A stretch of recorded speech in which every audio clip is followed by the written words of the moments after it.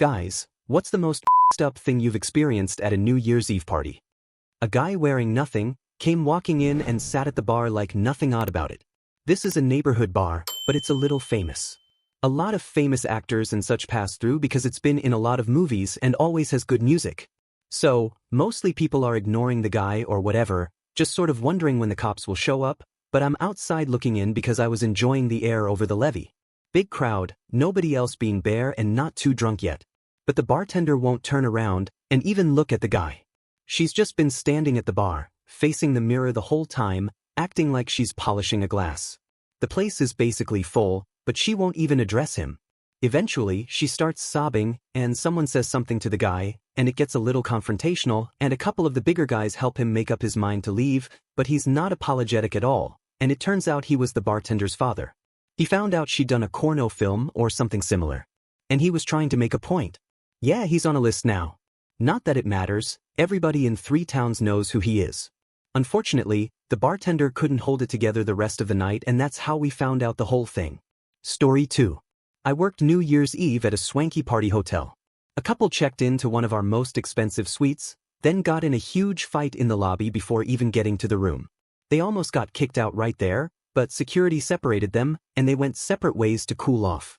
After an hour or so, the man starts going around the whole hotel asking if anyone has seen his wife. People were starting to get worried about her until a while later she came back down to the lobby. They meet and start to make up, until a random dude walks up to them and tells the hubby what went down. The woman apparently went straight to a random hotel room and revenge banged 2 guys. The husband of course loses his mind and starts screaming the most derogatory names while the wife is yelling back all sorts of emasculating remarks. It was almost midnight by this point and the hotel was already way out of control, so it took security almost 5 minutes to get back to the lobby to remove these 2. By that time the whole ground floor had learned all the lewd details of their relationship and her little adventure. Story 3. When I was 19, I had been dating my first boyfriend since May of that year. I was back home from school for the holidays and hosting a New Year's Eve party at my mom's house with about 20 friends. My best friend at the time was dealing with a migraine, so I asked my boyfriend to keep an eye on the party while I took her outside for some fresh air and a bit of quiet. While we were outside, she mentioned she needed Tylenol, so I ran inside to grab some from the bathroom. After about 10 minutes, I came back in to rejoin the party and went upstairs to return the Tylenol to the bathroom. As I headed up the stairs and started talking to a few people in the hallway, I noticed the bathroom door suddenly slam shut when my voice was heard. At first, I didn't think much of it and stood outside chatting with some friends, waiting to put the Tylenol back. Eventually, the bathroom door opened, and out walked a girl I didn't recognize. I figured she might be one of my boyfriend's friends from the neighborhood. But the look on her face stopped me, it was pure shock. She quickly shut the door behind her and practically bolted down the hallway without saying a word. That's when I became suspicious. I could hear muffled voices coming from inside the bathroom, which confirmed there was someone else in there. When the door finally opened again, I stepped aside as the girl scurried away, then walked in myself to return the Tylenol to the cabinet. For some reason, I decided to pull back the shower curtain. And there he was, my boyfriend, crouching in the tub, trying to hide. I froze for a moment, then bolted out of the bathroom, ran into my bedroom, and collapsed onto my bed, sobbing uncontrollably. Before I could even explain what had happened to any of my friends, my boyfriend decided to take charge. He abruptly shut down the party, telling everyone they had to leave because I was too drunk. Story 4.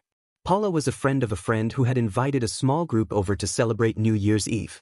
Her condo boasted an incredible view of the fireworks display. Among the guests were her brother and his boyfriend. By midnight, everyone was a little tipsy. Someone suggested that the balcony on the 3rd floor would offer an even better vantage point for the fireworks.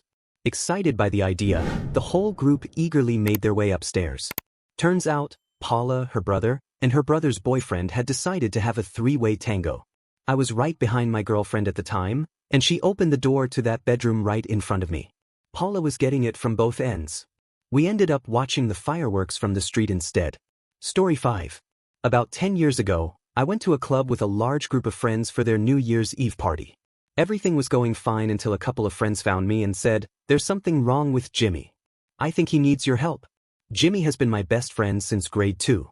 They led me to him, and I found Jimmy completely out of it, slurring his words, complaining about chest pains, and showing all the symptoms that would make anyone think he needed medical help. I figured it was alcohol poisoning and said we needed to get him to a hospital, and I was about to call 911 when someone in the group stopped me. "No, don't do that," they said.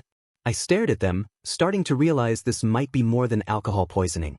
"We all took E," they confessed, "and he said it wasn't working, so we gave him more. We don't want to get in trouble." Apparently, they let a drunk guy take 3 pills because Jimmy said he couldn't feel anything. Realizing the situation could be an overdose, I immediately called 911. The ambulance arrived and took Jimmy to the hospital. A few of us, including the ones who didn't want to call an ambulance, followed. By the time we arrived, they had Jimmy strapped down. He was shaking and trying to bite his tongue off. A doctor asked for details, and I told them everything. They assured me Jimmy would be okay, but suggested I contact his family. They made it clear that this was a grow up and take responsibility moment, and I agreed. When I called his parents, they said they'd be there soon. I was left alone in a hospital waiting room, watching Ryan Seacrest ring in the new year on a crappy TV. A drunk guy across the room interrupted my thoughts, telling me his sister broke his arm, which was now swollen and limp. He proudly explained she had hit him with her prosthetic arm after he dropped her stuff. I barely listened, eager to leave the awkward situation. Just then, Jimmy's parents arrived.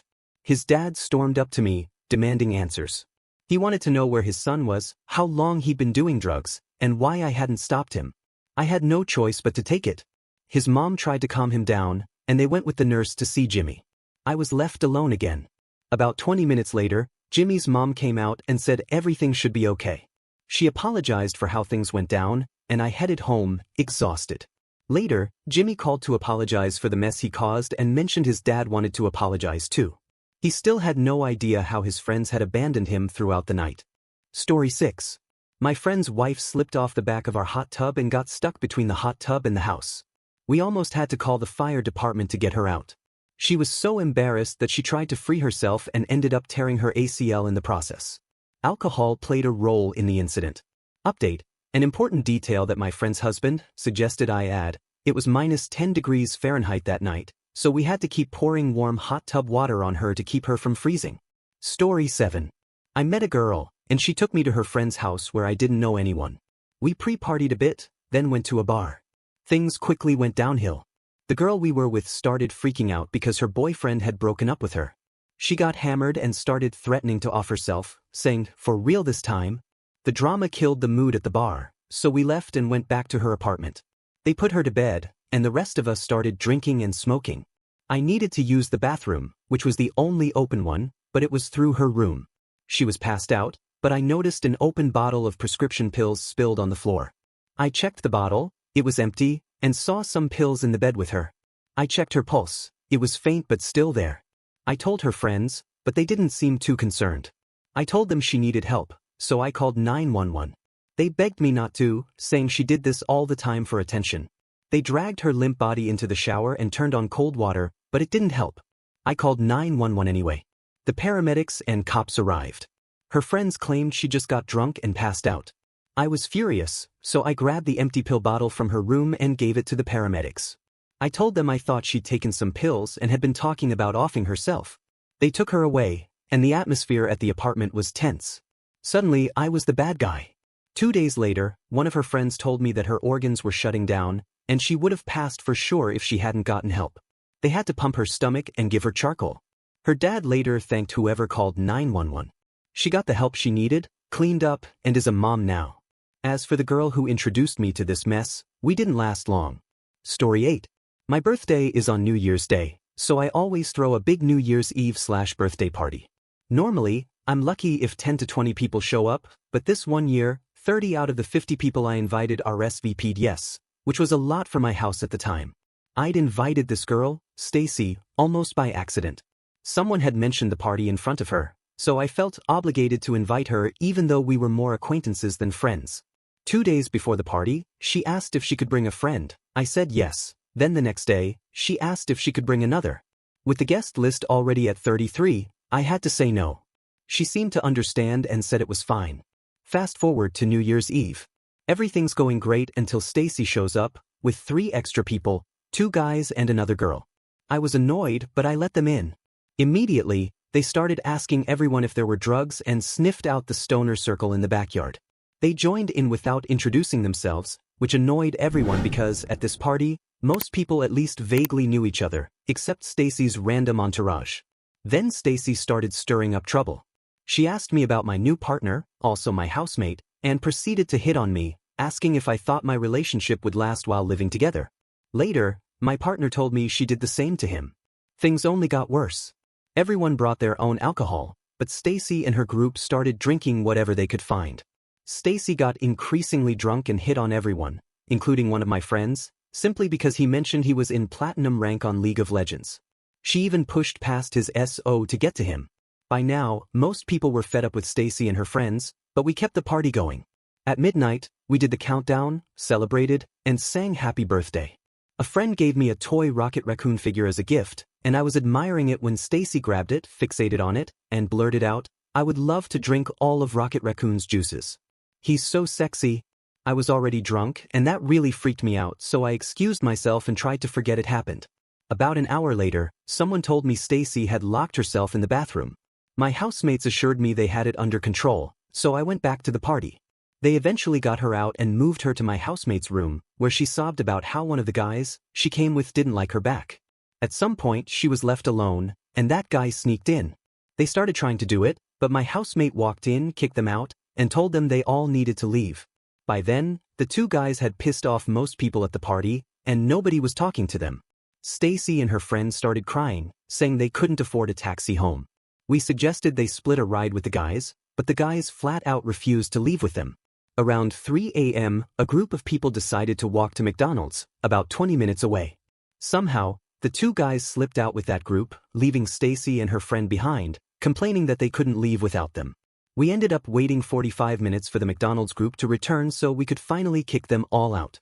I didn't hear from Stacy for 5 days, and when I did, it was a casual "oh, sorry I got so drunk's" message. I told her she was permanently banned from ever coming back to my house. Story 9. I was in the army at the time, and we had a huge party in some bushland near our base. This woman, who had briefly been the girlfriend of one of the guys over a year before, somehow found out about the party and showed up. She was a bit drunk and a lot crazy. She ended up in a psych hospital a few years later. She had driven her car through the bush and nearly hit one of the guys. She was asked to leave about a dozen times, but then she made the mistake of picking a fight with the one guy for miles around who was even crazier than she was. We managed to stop him from actually hurting her, but then he pulled out his knife and went to town on her car, slashing all of her tires, punching holes in every body panel, busting every light, and finally using the roof of her car as a trampoline for a couple of minutes. Story 10. A friend decided to throw a New Year's Eve party, and I helped with the shopping and setting up. By 10:30, no one had shown up.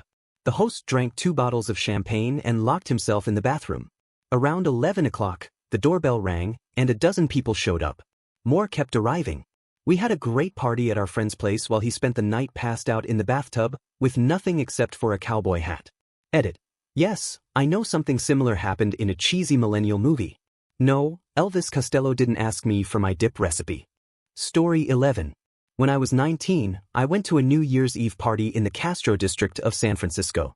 I expected to see all sorts of wild stuff, bear people, and a lot of LGBTQ+ energy. And I saw all of that. As midnight approached, a beautiful 30-something woman who knew my sister came up to me. She started complimenting me, saying I was cute and how much she liked my hair. It was the 90s, so I had long grunge-style hair, among other things. She kept glancing back at me as she walked around the party, and I couldn't take my eyes off her. When midnight hit, everyone started blowing horns and cheering, making lots of noise, but then it all quieted down as everyone started kissing. It didn't really matter who or what you were kissing, apparently. I was there with my sister, so I definitely wasn't kissing her. I stood there feeling awkward and out of place. Then, out of nowhere, someone grabbed my shoulder and spun me around. It was the beautiful lady. She asked me if I'd ever kissed anyone before, and I shook my head, no. The next thing I knew, her lips pressed against mine.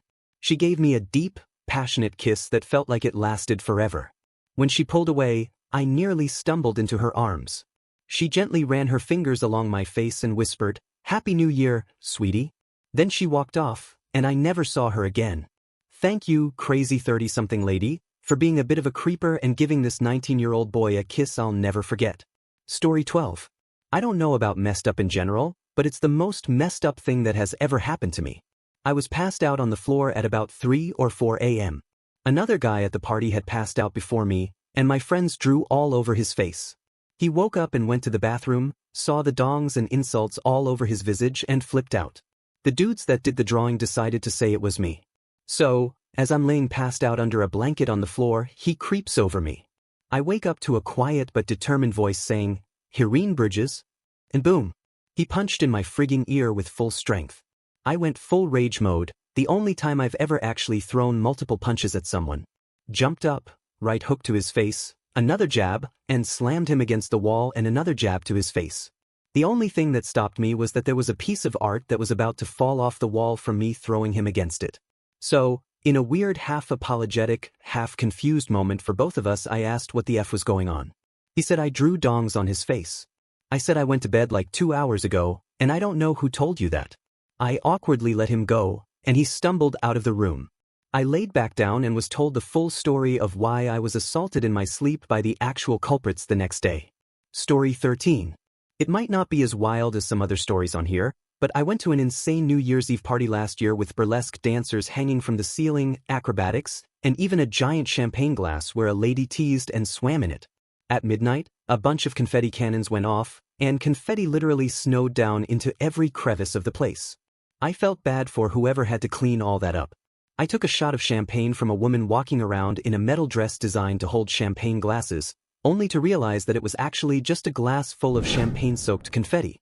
I immediately ran to the bathroom and threw up confetti for a solid 2 minutes. When I came back, my wife was furious, yelling at me for missing our New Year's kiss and getting too drunk. I tried to explain, but no one believed me about the confetti glass. Story 14. We were at a house party, taking 2 siege B, when a girl who lived a few houses down suddenly appeared at the door, looking beaten up. Her eyes were swollen, and she was clearly terrified. She told us her boyfriend had attacked her, and she ran out of the house, hearing the noise from our party and coming in for safety. A few minutes later, he showed up looking for her, but we told him she wasn't there. Anyone who's ever taken 2 siege B knows it comes in waves. Most of what I remember from that night is trying to talk to her 1 minute and then laughing in her face, while she shifted in and out of a cartoon-like form. She stayed with us for a couple of hours while we tried to process everything, until a relative came to take her away. The next day, more than a few of us questioned whether she had even been there at all. Story 15.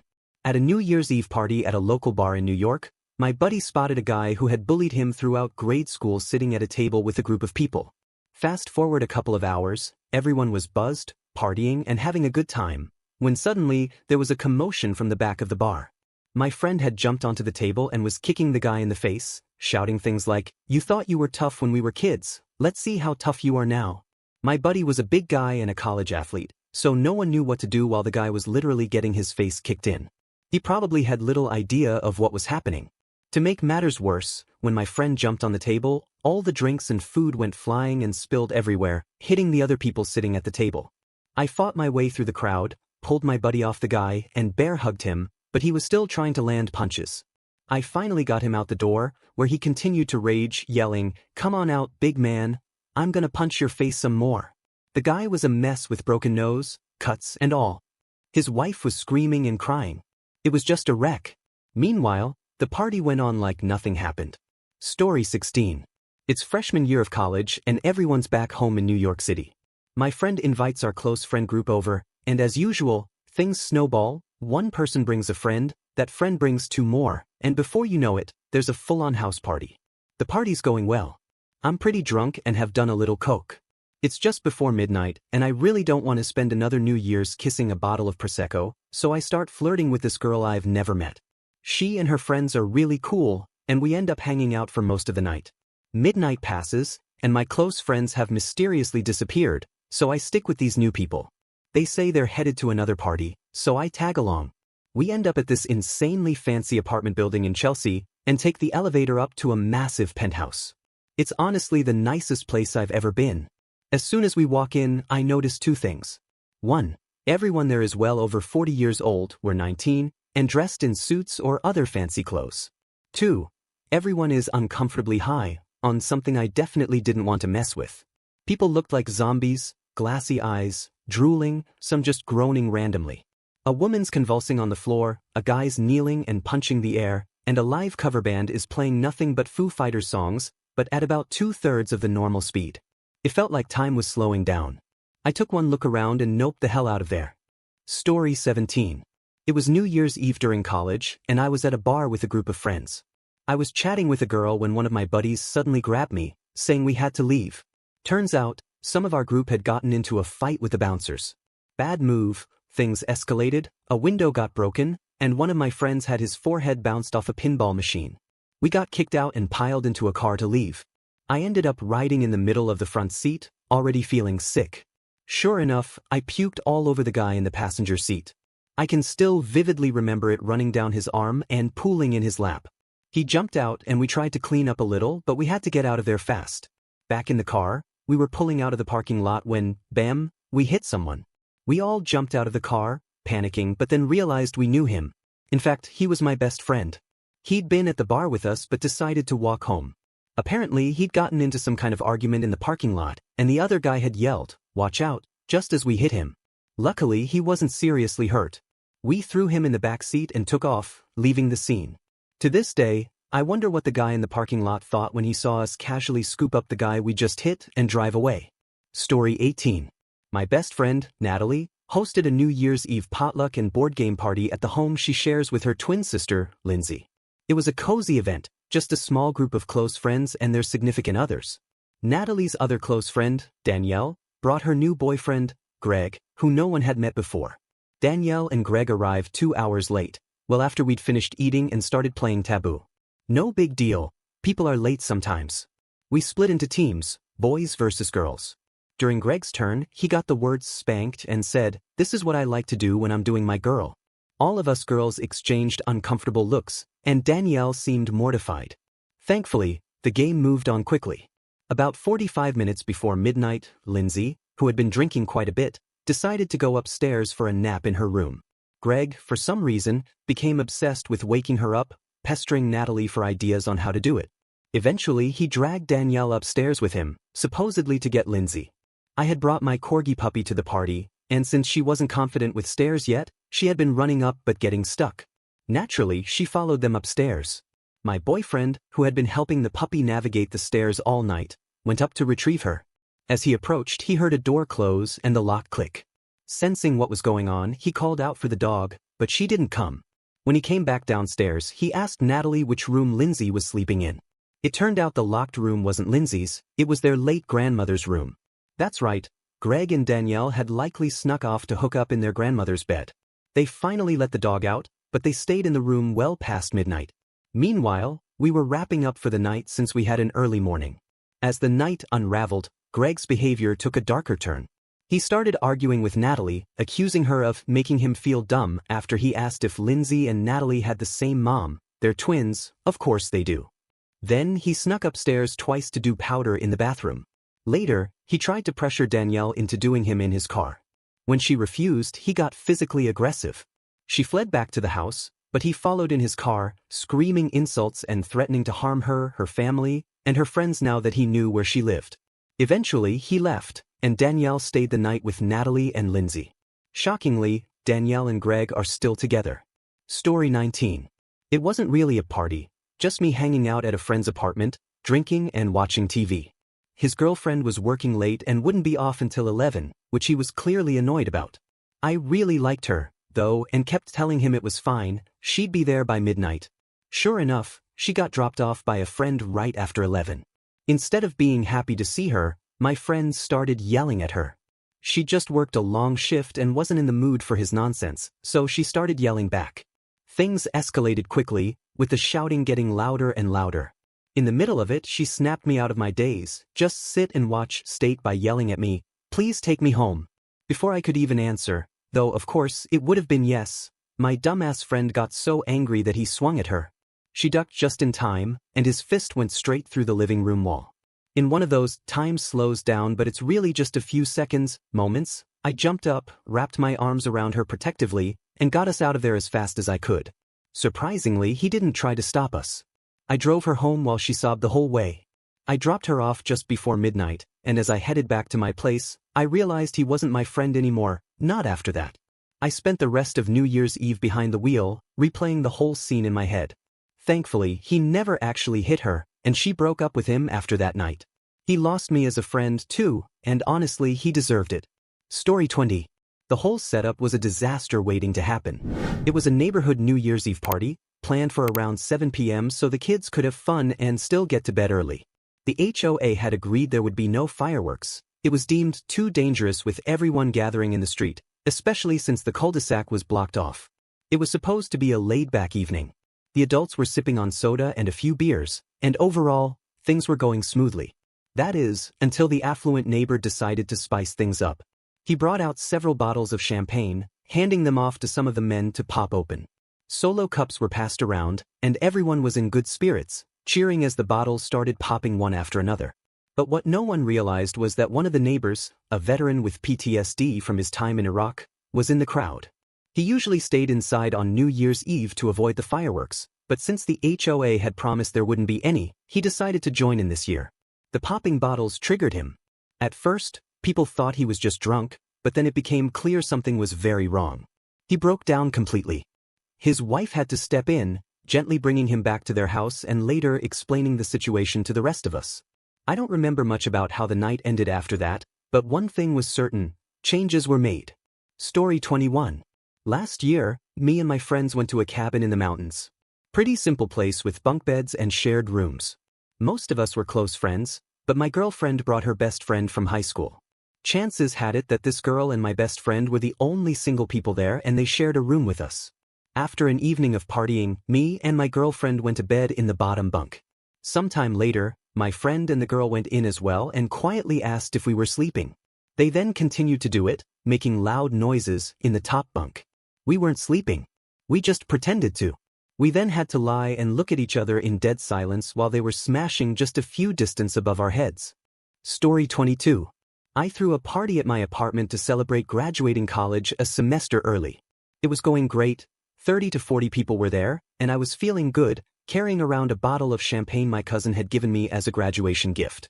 It wasn't the fanciest, but it was special to me, so I was drinking straight from the bottle, enjoying the night. Then someone knocked on the door. When I opened it, there was a guy I didn't know.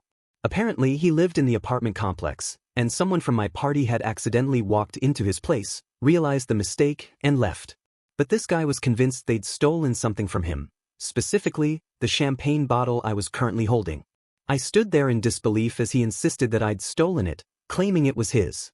I told him to leave and that he was being ridiculous because, clearly, the bottle was mine. Instead of backing off, he grabbed the bottle and tried to yank it from my hands. I wasn't about to let him just take it, so I held on, furious. At that point, I started taunting him. "What are you gonna do? Hit me?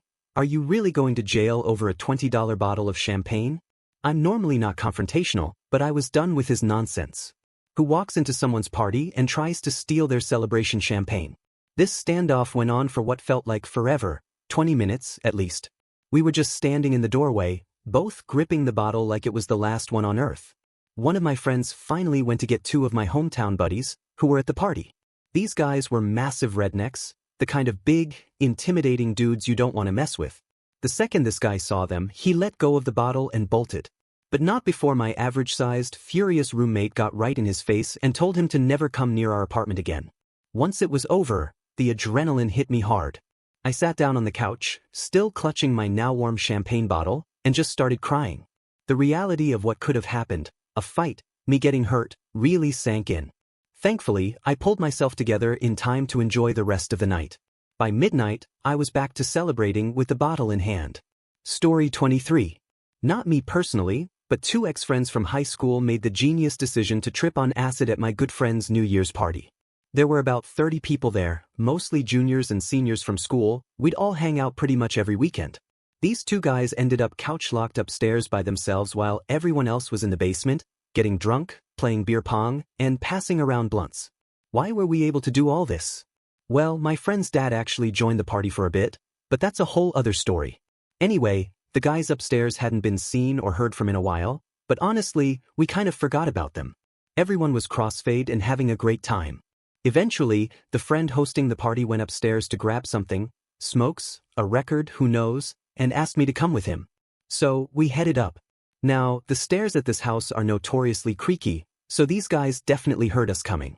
But I guess they were in another dimension because when we rounded the corner at the top of the stairs, the scene was insane.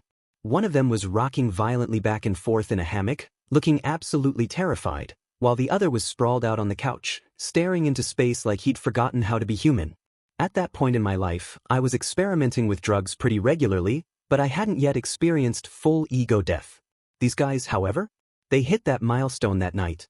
Both of them swore later that they saw their own deaths unfold in vivid detail, while the rest of us were downstairs partying like nothing was happening. At the time, I felt kind of bad for them. But looking back, I realized they were both narcissistic jerks, which is ironic given how much acid they dropped together. You'd think they'd have learned some humility by then.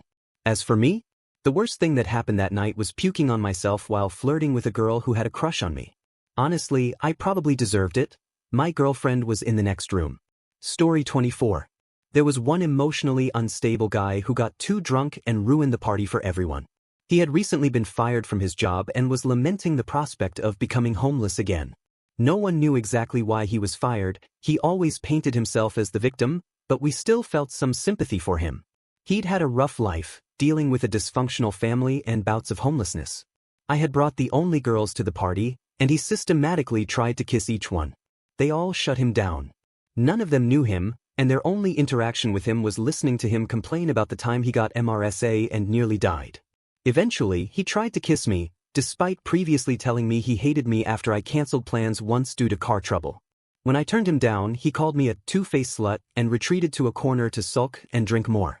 Sometime after midnight, he came out of the kitchen holding a knife to his neck, saying things like, "You don't know what I'm capable of." The people who had known him the longest tried to calm him down. "Dude, we're your friends," they said. "You are not my friends," he screamed before finally putting the knife down and breaking into hysterical sobs. My female friends were terrified, so we decided to leave. After that night, he lost all his friends. While we pitied him, we realized we couldn't help someone who kept lashing out and blaming others for his problems. He ended up moving in with an aunt in another state, and none of us have spoken to him since. Story 25. It was New Year's Eve, about 4 or 5 years ago, and I was celebrating at a dive bar with the usual crowd. The bar had a resident Great Dane who always hung out on his designated love seat near the bouncer's stool. He was the chilliest dog, loved getting pets, and up until that night, I had never seen him get off the couch. This was in a busy bar district, so the place was absolutely packed, everyone pressed together like sardines, holding drinks close to their chests. The lighting was dim, mostly from the jukebox and beer signs, with just enough light behind the bar to mix drinks. As the countdown for midnight began, the energy was high, party blowers were out, and everyone was counting down together. 10, 9, you get the idea. The second the clock hit midnight, the bar exploded with cheers, hollering, and kazoo noises. The Great Dane, oblivious to what was happening, got startled by the sudden noise and panicked, bolting out the back door. That door led to a smoking deck and then into the alley, and that was the last time I saw him that night, or since. Poor pup. But here's where things got messed up. In his mad dash for the door, the dog had a major panic poop right in the middle of the bar. None of us noticed at first, but within about 10 seconds, the smell started to fill the air. People began pulling back, trying to avoid the stench, but the bar was so dark and overcrowded that no one knew exactly where the mess was. With the place packed way beyond its capacity and the panic setting in, the crowd ended up tracking the mess everywhere, like a herd of animals scrambling to get away. The smell spread throughout the entire bar, and within just 3 minutes of the ball dropping, the place was practically empty. So, does that qualify as messed up or just gross? Honestly, it's a bit of both. Story 26. First things first, travelers in Ireland are a minority group, traditionally living in caravans and moving around, though many have settled in recent years. They're known for being involved in conflicts, often forming groups that go after people they don't like, and sometimes acting like gangs. A group of about 13 of us went out to our local town and headed straight into a pub. By 11 o'clock, we left to go to the nightclub. When we got there, the doors were locked, and they told us, "Nah, it opens at 11:30, before going inside and locking the doors behind them. Shortly after, a group of about 30 travelers showed up, mostly men in their 20s. They tried skipping the queue, but none of us got in. We ended up chatting with them, and it turned out there was a wedding in town. As more of their group arrived, the crowd grew to around 50 travelers, with us still waiting outside. Long story short, we spent New Year's Eve in the cold and didn't get inside until 1 a.m. When we did, we weren't charged, but the place was packed with no seating available. The bar only served 1 drink per person, and it closed at 2 a.m. instead of the usual 3 o'clock. We were drunk and bored, so we jokingly challenged a couple of them to a fight while we waited. Fortunately, they didn't take us up on it, but a few started eyeing us suspiciously. To be honest, most of them were actually fine. I've had friends who've been mugged by local travelers and they're known to carry knives, but the couple who talked to us were nice, so it ended up being a pretty decent night. All in all, it wasn't the best New Year's Eve, but it was a memorable way to spend my first one after being of legal drinking age. Story 27. My buddy and I were hanging out, and this girl we both knew as being pretty annoying, but undeniably attractive, kept pestering us all night for some Molly. Eventually I caved, mainly because I was drunk, and gave her some. She had told both of us that she'd done it before. Fast forward to later in the night, someone found her passed out on the front lawn of the house we all lived in. One of our friends, a paramedic, was there and immediately called 911. An ambulance showed up and they took her to the hospital. While most of us assumed she was just passed out drunk, it turned out she had a bad reaction to the Molly, and if our paramedic friend hadn't noticed something was off, she absolutely would have died on our front lawn. We would have had to figure out how to explain a dead body, and we would have lost someone who was a good friend to some people there. The next day, her mother showed up at our house, completely hysterical. She was demanding to know who gave her daughter the drugs, convinced we had deliberately tried to get her messed up, and she was pushing to take legal action. I was hungover, scared, and worried about getting into serious trouble. Thankfully, her friends stepped in and convinced her mother to drop it. This happened years ago, and the dust has long since settled. Looking back, I personally feel she was mostly to blame. She went around telling everyone she had done it before, but after the incident, she admitted she had never taken Molly at all. That was a big part of why her family dropped the case. It was clear that the responsibility was hers, and both she and her family came to realize that. If you think a high dose of pure MDMA can't cause serious harm, think again. In her case, she had pre-existing conditions, including epilepsy, which made it far more dangerous. The MDMA almost put her into a coma, or worse. If you're partying this New Year's Eve, be careful and always look out for your friends. Something like this can happen in an instant, and not everyone is as lucky as she was. Lastly, be honest about what you're doing and who you're sharing things with. Lying about your experience isn't cool. It can put your life in danger if you don't know what you're doing. Thank you for watching. If you enjoyed this video, be sure to give it a thumbs up, subscribe, and hit the bell icon so you never miss an update.